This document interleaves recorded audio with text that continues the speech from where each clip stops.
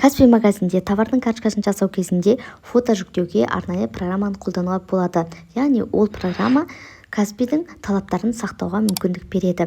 Ол талаптар товардың фотосының сапасы өте жақсы болуы қажет. Водяной знак дейміз, иншот, капкат тәрізді жазулар мүлде болмауы керек. Негізгі фокуста ортада товар болады. Ешқандай артық комплект элементтер кірмеуі керек. Ал егер набор сататын болсаңыз, қандай да бір товардың онда бүкіл наборды элементтерін көрсетіп шығуыңыз қажет.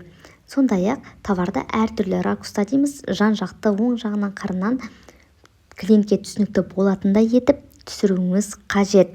Ол үшін сіз артық элементтерді барлығын алып тастау үшін фоторум деген арнайы приложениені қолдансаңыздар болады. Мысалға, новый дизайн деп басайын, мына бір товарды алайын, менде мында көптеген жазулар, артық элементтер тұр. Соның барлығын міне өшіріп тастадық, экспорт деп сақтап аламын. Міне осындай ешқандай артық фонсыз дайын товардың фотосы пайда болды.